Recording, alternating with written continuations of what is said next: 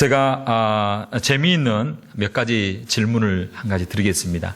우리 성도님들 다 아는 내용들이지만 그러나 이 질문은 나중에도 핵심적인 질문을 위한 과정이기 때문에 목사님 예배 시작하면서 왜 저렇게 질문하시나라고 생각할지 모르겠지만 끝까지 좀 잘 들어보시기 바랍니다. 혹시 여러분 그 국수와 국시의 차이가 뭔지 아세요? 네, 국수는 밀가루로 만들고 국시는 밀가리로 이렇게 만든다고 합니다. 그래서 그러면 혹시 밀가루와 밀가리의 차이가 뭔지 아세요? 아마 알고 있지만 아마 선뜻 대답을 좀 못할 것 같아요. 밀가루는 봉투에 넣어서 파는 거고 밀가리는 봉다리에 넣어서 파는 게 이렇게 밀가루라고 합니다.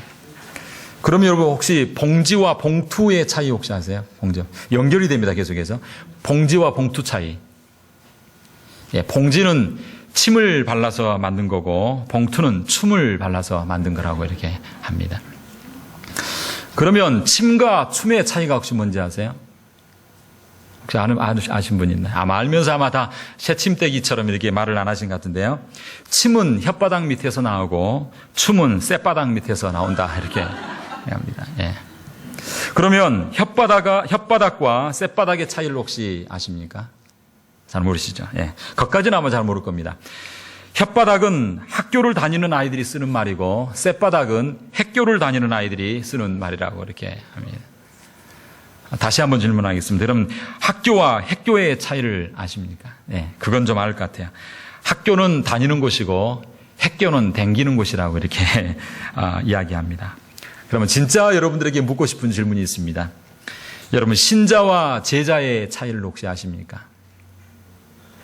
예, 신자는 예수 믿기로 작정하고 교회를 다니는 사람을 신자라고 합니다.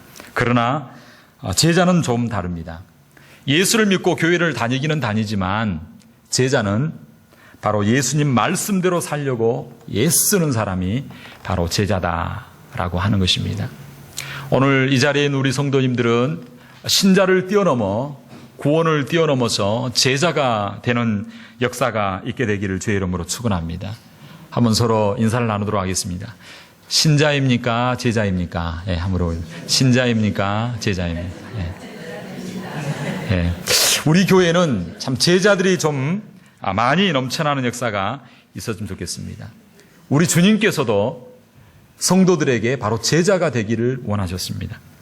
예수님 당시 예수님이 사역하실 때 예수님을 따라다니는 수많은 사람들이 있었습니다. 어려운 시대였기에 바로 예수님께서 어떤 기적과 이적을 행하면 그 조그마한 동네 가운데 큰 이슈가 되었고 많은 사람들이 그 소문을 들었습니다.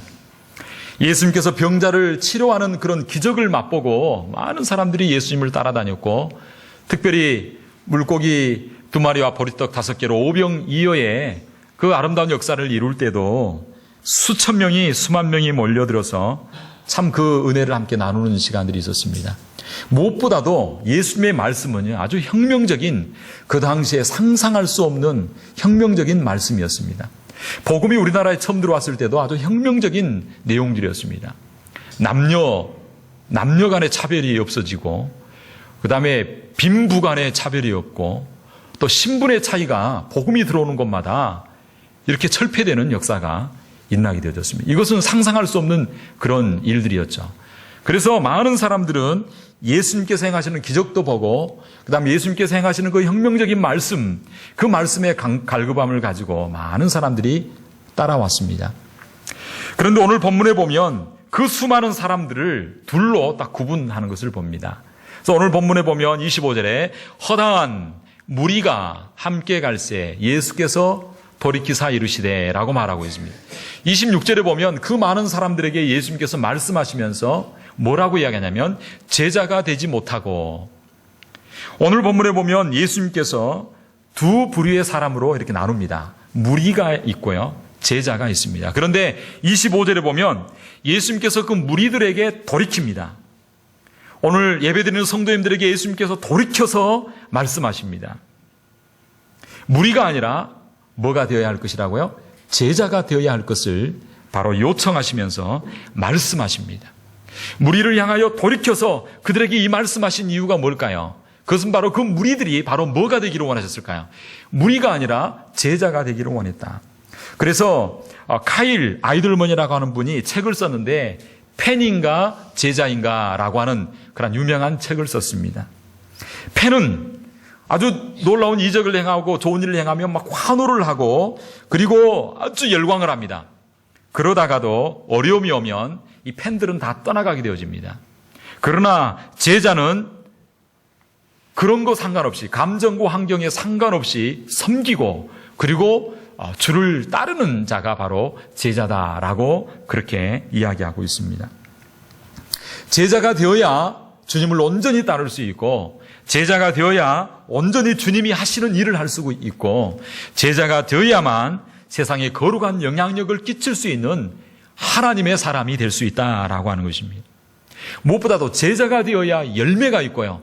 제자가 되어야 하나님께서 귀하게 쓰시는 하나님의 사람이 될 수 있다라고 성경은 말씀하고 있습니다. 사랑하는 성도 여러분, 저와 여러분들은 주님을 따르는 허다한 무리가 아니라 주님께서 인정하시고 주님께서 이적과 기적을 행하시고 주님께서 이 시대에 높이 들어 쓰시는 제자들이 될 수 있게 되기를 주의 이름으로 축원합니다. 사실 이 말씀을 전하면서 저도 굉장히 고민이 많이 됐습니다. 내 자신이 제자인가? 혹시 주님을 따르는 무리인가? 밤새 고민을 했습니다.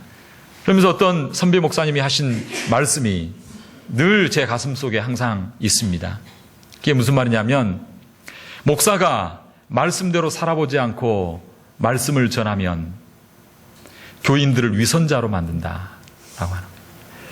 자기가 살아보지 아니하고 말씀을 전하면 살아보지 않는 말씀, 그대로 살아보지 아니하고 말씀만 전하면 성도들이 기만 커지는 위선자들이 다 된다는 거예요. 위선자.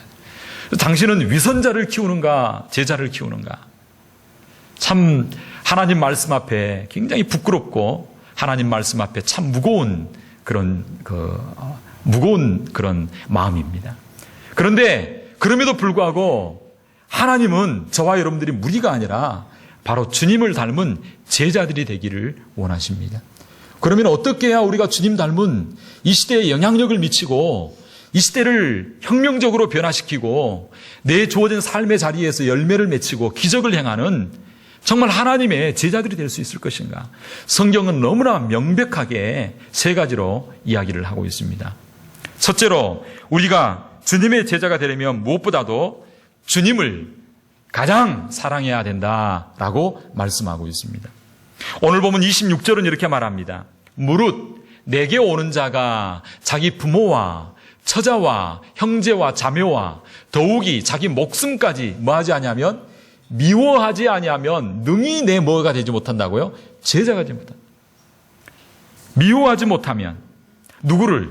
부모를, 처자를, 형제 자매를 미워하지 못하면 오늘 아침에도 집에 아이들을 볼 때 이 말씀을 내가 아이들을 미워할 수 있을 것인가?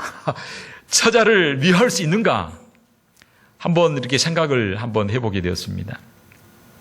여기서 미워하라라고 하는 말은 진짜로 미워하라라고 하는 말이 아닙니다. 우리가 잘못했을 때 아버지가 집에 오면 이놈의 자식 나는 그런 이야기도 들었던 것 같아요. 나가 죽어라는 그 이야기도 아주 옛날에 그런 아주 막 그런 센 말을 좀 이렇게 들었습니다. 근데 그 말 듣고 아버지 말에 순종하기 위해서 나가 죽으면 그건 불효입니다. 나가 죽어라라고 하는 말은 이 못된 놈 그거 빨리 고쳐라라고 하는 말이지 죽어라고 해서 진짜로 죽어라고 하는 말이 아닙니다. 우리 예수님께서도 미워하지 아니하면 할 때 부모와 형제자매를 미워하라고 하는 말이 아닙니다. 원어상의 의미가 무엇이냐면 따라합시다. 덜 사랑하라. 덜 사랑하라는 거예요. 누구보다? 하나님보다 덜 사랑. 그 어떤 것보다 다른 말을 하면 주님을 가장 사랑하라고 하는 말입니다. 두 개가 비교될 때는 주님을 더 사랑하라고 하는 말이지 미워하라라고 하는 말이 아니다라고 하는 것입니다. 다른 말로 하면 우리 예수님은 세상에 그 어떤 것과도 비교할 수 없는 비교가 되지 않는 가장 사랑해야 될 뿐이다 라고 하는 것을 말씀하고 있습니다. 열심히 가정을 사랑하고 가정을 돌보고 가정을 섬길 수 있게 되기를 바랍니다. 그러나 아무리 가정이 중요하다고 할지라도 예수님보다 그것이 앞서서는 안 된다는 거예요. 예수님보다 앞선 것은 그것이 곧 우상이 될 수 있다라고 하는 것입니다. 하나님을 최우선으로 두고 하나님을 사랑하게 될 때에 하나님께서 다른 가족도 책임져 주시고 자녀도 책임져 주시고 하나님이 역사하여 주실 줄로 믿습니다. 저는 신방을 가서 함께 이야기를 나눌 때마다 큰 도전이 되어집니다. 지금까지 평생을 살아오면서 자녀를 교육할 때 공부보다 우선하여 신앙을 우선시켰고 세상에 그 무엇보다도 정말 하나님 우선순위로 주의를 성수하는 것을 우선으로 신앙교육을 시켰는데 너무나 감사한 건 하나님 제일주의로 하나님만을 뜨겁게 사랑하도록 교육을 시켰는데 나중에 지나고 보니까 하나님께서 너무 잘 키워줬다는 거예요. 하나님께서 너무 잘 되게 해주셨다는 거예요. 하나님을 더 사랑하고 자녀를 조금 덜 사랑했는데 자녀들이 그 마음을 이해하고 부모를 너무 공경한다는 거예요. 이런 아름다운 역사가 있게 되기를 주의 이름으로 축원합니다. 또 그러더라고요. 하나님을 더 사랑하기 위하여 다른 여러 가지 직장 가운데 여러 가지 일이 있었다는 거예요. 특별히 인터뷰를 하는데 주일날 일할 수 있겠느냐 질문하는 거예요. 여러분 그때 어떻게 하겠습니까? 주일날 일할 수 있겠느냐? 그 말은 주일날 일할 수 없다 그러면 자른다는 거예요. 거기에 취업이 안 된다는 거예요. 그 자리에 계속 있을 수 없다는 거예요. 이런 선택의 기로가 올 때 여러분 어떻게 하시겠습니까? 그런데 그렇게 했다는 거예요. 나는 주일을 예수님 믿는 사람이기 때문에 주일을 성수해야 되겠습니다. 지금이야 좀 여러 가지 여건과 환경 가운데 그렇지 못한 부분들이 있지만 그러나 그 마음이 중요한 거예요. 제가 주일을 성수하기로 합니다. 주일날 예배 시간은 제가 뺄 수가 없습니다. 그 시간은 제가 빼고 어떻게 그렇게 하나님 앞에 그 앞에 잠시 기도하고 결단했는데 잘렸을까요? 취업이 됐을까요? 제가 이 말을 한 이유는 됐기 때문에 이야기한 거죠. 하나님 중심으로 정말 주일 성수하게 하여 예배 드리게 하여 하나님 사랑하는 것을 선택했을 때에 다른 사람들은 다 잘려도 하나님께서 붙게 해주시고 계속해서 일하게 해주시고 하나님이 축복이셨다는 거예요. 할렐루야. 세상에 그 무엇보다도 심지어 부모, 처자, 형제, 자매일지라도 하나님만을 우선순위에 두고 하나님을 더 뜨겁게 사랑하게 되었을 때에 하나님께서 더 놀라운 열매를 맺게 해주시는 역사가 우리 삶 가운데 있게 된다라고 하는 것입니다. 사랑하는 성도 여러분, 하나님을 더 사랑할 수 있게 되기를 주의 이름으로 축원합니다. 요즘이야 그런 거 없습니다만 옛날에 신앙생활 할 때 제 어릴 때만 해도 참 그런 게 많았습니다. 제사 제도가 굉장히 많았습니다. 그래서 뭐 평소에는 신앙생활 잘 할 수 있는데 명절이 되면 꼭 문제예요. 명절이 되면 온 친척들이 일가 5천, 3천 다 모여듭니다. 그러면 그분들이 뭐 하냐면 제사를 드리면서 뭐 이렇게 절을 하게 하고 아니면 산소에 가서 절하게 하는데 저 혼자 멀쩡하게 저는 예수 믿기 때문에 저는 절을 할 수 없습니다. 그러면 온갖 어른들이 이렇게 하면서 핍박을 얼마나 하는지 알 수 없어요. 그럼에도 불구하고 예수님을 믿기 때문에 우상 숭배할 수 없다라고 하는 그 신념 하나로 그렇게 절하지 아니하고 끝까지 믿음을 지켰습니다. 나중에 듣는 이야기가 뭐냐면 야, 네가 어떻게 그렇게 할 수 있었는지 모르겠다고. 그 조그마한 어린아이가. 그래서 제가 아는 그 고모의 아들인데 진주에서 지금 교감 선생님을 하고 계십니다만은 그 형과 함께 이야기를 나누는데 그런 이야기를 하더라고요. 야, 나는 참 이해할 수 없다. 그렇게 신앙생활 하면서 참 이렇게 너를 보면 참 이해할 수 없다. 그런 이야기를 하더라고요. 특별히 이해할 수 없는 게 예수 믿으면서 그렇게 11조 하면서 잘 살게 된다는 게 나 이해할 수 없다고. 내 인간적인 머리는 도저히 이해할 수 없다고 그렇게 이야기하는 그 사촌 형의 이야기를 들었습니다. 그 형을 위해서 지금도 계속 기도하고 있습니다. 그 형님이 아직도 그 형수가 불교에 아주 극심하게 돼가지고 본인은 신앙생활을 하고 싶어도 그렇게 하지 못하는 고모의 기도 제목이고 저의 기도 제목입니다. 그런데요, 참 하나님 중심으로 하나님만 더 사랑하고 나아가게 되면요, 하나님께서 더 형통하게 잘 되게 해주시는 역사가 있게 될 줄로 믿습니다. 그래서 성경 요한복음 12장 24절 25절 이렇게 말합니다. 내가 진실로 너희에게 이르노니 한 알의 밀이 땅에 떨어져 죽지 아니하면 한 알 그대로 있고 죽으면 많은 열매를 맺느니라. 자기 생명을 사랑하는 자는 잃어버릴 것이요 이 세상에서 자기 생명을 미워하는 자는 영생하도록 말이라 보존하리라. 할렐루야. 미워하면 내 생명을 미워하고 심지어 부모 형제를 더 사랑해야 되는데 하나님을 더 사랑하게 되면요 부모 형제도 얻게 될 뿐만 아니라 영생하도록 얻는 놀라운 축복 역사가 우리를 통하여 흘러나아가는 놀라운 일들이 일어나게 될 줄로 믿습니다. 저와 여러분들은 하나님을 더 부모 형제보다 자식보다 세상이 그 어떤 것보다 더 사랑할 수 있는 저와 여러분이 되기를 바랍니다. 그러면 하나님께서 가만두시지 아니하고 그 나머지까지도 더 영생하도록 보존해 주시고 구원해 주시고 축복해 주시는 놀라운 간증거리가 되도록 역사하여 주실 줄로 믿습니다. 그러므로 예수님만을 더 사랑하고 예수님만을 가장 사랑하고 최우선순위에 놓고 예수님을 사랑하는 저와 여러분들이 될 때 저와 여러분들이 제자가 되어지고 우리를 통하여 하나님의 기적과 열매들이 그때부터 나타나는 놀라운 일들이 일어나게 될 줄로 믿습니다. 둘째로 무리가 아니라 주님의 제자가 되려면 어떻게 해야 되는가? 오늘 성경은 말씀하고 있습니다. 자기 십자가를 지고 주님을 따라야 한다라고 말씀하고 있습니다. 27절은 이렇게 말합니다. 누구든지 자기 십자가를 지고 나를 쫓지 않는 자도 능히 나의 뭐가 되지 못한다고요? 제자가 되지 못한다. 여기서 십자가를 진다는 것은 무슨 말이냐면요. 죽는다는 것입니다. 십자가를 지는 것은 지금이야 십자가가 많이 없기 때문에 그 당시 십자가라 그러면요. 십자가 그러면 제일 먼저 생각나는 게 죽음입니다. 형벌입니다. 무서운 겁니다. 그런데 예수님께서 십자가를 지시고 부활하시고 난 이후에 이 십자가를 바라보는 사건이 달라지게 되었습니다. 그 전까지는 무서운 형벌이고 죽음이었는데 예수님이 십자가에 죽으시고 부활하시고 난 이후부터는 이 십자가가 영광스러운 십자가가 되어지고요. 생명의 십자가가 되어지고요. 축복의 십자가가 되어진 줄로 믿습니다. 그런데 이 원래 십자가의 의미는 뭐냐면요. 죽는다는 것입니다. 그러므로 예수님을 따른다는 것은 예수님의 제자가 된다는 것은요. 죽겠다라고 하는 고백입니다. 지금이야 이렇게 평안하고 형통한 시대가 되어서 예수 믿는다고 고백하는 것이 별 문제가 안 됩니다.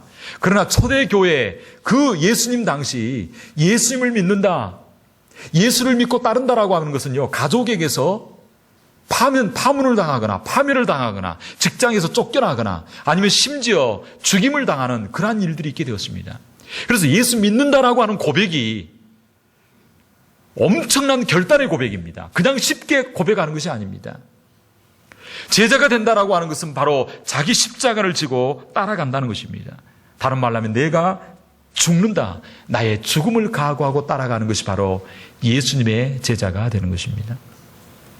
가장 중요한 것은 바로 영적인 죽음입니다.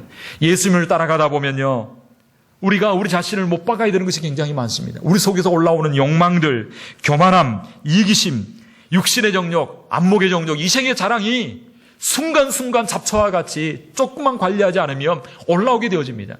그때마다 어떻게 해야 되냐면 내 자신을 십자가에 못 박고 내가 죽었음을 선언하고 선포할 수 있는 저와 여러분이 되어야 할 것을 말씀하고 있습니다. 그래서 갈라디아서 2장 20절은 이렇게 말하고 있습니다. 내가 그리스도와 함께 십자가에 못 박혔나니 그런즉 이제는 내가 산 것이 아니요 오직 내 안에 누가 사신 것이라고요? 예수께서 사신 것이라. 이제 내가 육체 가운데 사는 것은 바로 예수 그리스도를 믿는 뭐 가운데 사는 거라고요? 믿음 안에서 믿음으로 사는 것이다 라고 말하고 있습니다. 내가 죽고 그리스도께서 사신 것이 바로 십자가를 지는 것입니다. 오늘 또 살아가면서 신앙생활을 하다가 순간순간 화나게 하고 우리를 열받게 하고 때로는 힘들게 하는 그런 마음속에 갈등들이 있을지라도 그때마다 고백하시기 바랍니다. 따라합시다. 나는 죽었습니다. 나는 죽었습니다. 죽었는데 이 죽은 사람이 일어나게 되면요 무서운 일입니다. 죽은 사람이 일어나면요 가장 무섭습니다. 사랑하는 성도 여러분, 우리가 예수 안에서 이미 죽었음을 선포하고 내 자신과 욕망과 나의 모든 육신의 욕망들을 늘 십자가에 못 박고 주님을 따라갈 수 있는 저와 여러분이 될 때에 저와 여러분의 삶을 통하여 주님의 제자됨의 영광이 그 열매가 저와 여러분을 통하여 나타나게 될 줄로 믿습니다. 무엇보다 여기서 십자가라고 할 때는 오늘 본문에 보면 자기 십자가라고 말하고 있습니다. 다 우리가 우리 몫에 십자가가 있다라고 하는 것입니다. 그 십자가의 몫이 때로는 우리의 가정 가운데 있습니다. 우리의 직장 가운데 우리가 져야 될 책임이 있습니다. 특별히 교회 가운데 우리가 맡아야 될 몫이 있습니다. 그 십자가, 내게 맡겨진 십자가, 내게 맡겨진 목, 그 직분을 성실하게 감당해 나갈 때에 우리 하나님께서 영광을 받으시고 그 삶에 하나님의 기적과 열매가 맺혀지게 해 주실 줄로 믿습니다. 오늘 또 여러분의 자리를 지키기 위하여 힘들고 어렵지만 죄전에 올라온 여러분을 통하여 우리 하나님께서는 열매가 맺혀지게 해주실 줄로 믿습니다. 힘들고 어렵지만 내가 주어진 자리에서 그 자리를 지키고 기도하면서 성실하게 감당할 때에 하나님께서는 그 모습을 보시고 반드시 하나님께서는 은혜로 갚아주시는 역사가 있게 될 줄로 믿습니다. 그래서 오늘 정말 주님을 따르는 제자로서 내가 죽어지게 하여 주시고 내게 태인 나의 목, 나의 책임, 가정에서 교회에서 내게 주어진 몫을 성실하게 잘 감당하게 하여 주옵소서. 그래서 그 성실하게 감당하는 그 사람의 모습을 통하여 하나님의 영광이 나타나게 해주실 줄로 믿습니다. 무리가 아니라 제자가 되려면 어떻게 해야 되겠습니까? 무엇보다도 오늘 성경 33절은 말씀하고 있습니다. 따라합시다. 자기의 모든 소유를 뭐 할 수 있어야 한다고요? 포기할 수 있어야 된다. 33절은 이렇게 말합니다. 이와 같이 너희 중에 누구든지 자기의 모든 소유를 버리지 아니하면 능히 내 제자가 되지 못하리라. 소유를 버리지 못하면, 소유를 버린다고 할 때 그러면 가난하게 살아라 라고 하는 말인가? 재산이 있어서는 안 된다라고 하는 말인가? 아니라는 것입니다. 여기서 버리다라고 하는 말의 원뜻은 뭐냐면요, 사람과의 관계에서는 작별하다라고 하는 것이고 물건과 사물과 연관되었을 때는요, 따라합시다. 포기하다, 버리다, 넘기다라고 하는 거예요. 넘기다라고 하는 것입니다. 넘기는 것입니다. 물질의 소유권을 누구에게로 넘기냐면, 버린다라고 하는 것은 바로 어떤 욕심을 버린다고 할 뿐만 아니라 이 소유권을 누구에게로 넘기냐면, 따라합시다. 주님께로 넘기는 것입니다. 주님께로 나의 소유를 넘기는 것입니다. 소유라고 할 때는 물질일 수 있습니다. 시간일 수 있습니다. 나의 재능일 수 있습니다. 내가 가지고 있는 것일 수 있습니다. 그것을 포기하고 버리고 주권을 주께로 넘길 수 있는 자, 그 사람을 통하여 하나님께서는 영광 받으시고 놀라운 일을 행하실 줄로 믿습니다. 그런데 참 저 자신도 이 말씀을 생각하면서 참 고민이 되더라고요. 내가 내 모든 소유를 포기할 수 있는가? 물질을 포기할 수 있는가? 사실 물질을 많이 가지고 있으면 물질에 대해서 별 생각을 안 할 수도 있습니다. 그런데 물질이 적으면 적을수록 어떤 면에서 보면 더 포기하지 못하는 게 인간의 마음입니다. 그래서 더 포기하지 못하고요, 더 영적으로 가난하고 더 욕심이 많아질 수가 있는 것을 곰곰이 내 자신을 살피면서 한번 생각해 보게 되었습니다. 그러면서 나는 내가 가지고 있는 것을 포기할 수 있는가? 밤새 고민하다가 결론을 내렸습니다. 포기할 수 있습니다. 할렐루야. 포기할 수 있습니다. 포기할 때 하나님께서 채워주시고 더 놀라운 은혜를 저와 여러분들에게 부어주시는 역사가 있게 될 줄로 믿습니다. 여기서 버린다라고 하는 것은 소유권을 넘긴다는 것입니다. 주님께로 넘기는 것입니다. 그래서 주님께서 다스리시고 주님께서 지배하시고 주님께서 운영하시고 주님께서 통치하신다라고 하는 것입니다. 그래서 내가 관리하고 내가 운영하는 것보다 주님께서 관리하시고 주님께서 운영하실 때 더 놀라운 은혜가, 더 놀라운 하나님의 역사가 있게 될 줄로 믿습니다. 건강도 마찬가지입니다. 내가 신경 쓰고 내가 있습니다. 그러나 주님께서 책임져 주셔야 우리가 건강할 수가 있는 것입니다. 물질도 마찬가지입니다. 주님께서 축복해 주셔야만 우리가 잘 될 수가 있는 것입니다. 우리가 이 모든 것을 다 가지고 주님 앞에 갈 수가 없는 것입니다. 이 땅 가운데 살면서 우리는 주님이 주신 것을 잠시 임시적으로 관리하는 청지기라고 하는 것입니다. 그러므로 청지기로서 주님이 포기하라 라고 할 때 포기할 수 있는 저와 여러분이 될 때에 그 삶을 더 축복해 주시고 더 놀랍게 은혜로 역사하여 주실 줄로 믿습니다. 세계무역센터 부회장으로 계시는 이돈 박사라고 하는 분이 간증하는 것을 참 여러분 많이 들었을 것입니다. 기회가 되면 우리 성도님들에게도 그것을 제가 카피해서 좀 나눠주고 싶습니다. 그걸 차에 오가면서 한번 들어보시기 바랍니다. 얼마나 절묘하게 하나님이 역사하시는지. 그분이 미국에 올 때 빈손으로 왔습니다. 비행기에서 딱 내리고 자기 숙소로 가기 전에 동전 몇 푼밖에 없었던 사람입니다. 그런데 하나님께서 그를 얼마나 축복해 주시고 그를 높여 주시는지, 그런데 그분이 결정적으로 그렇게 축복을 받았던 계기가 있었다라고 합니다. 그건 뭐냐면 주님을 섬기면서 나도 어떻게 하면 주님 앞에 좀 많이 드릴 수 있을까 정말 간절한 마음으로 기도했다고 합니다.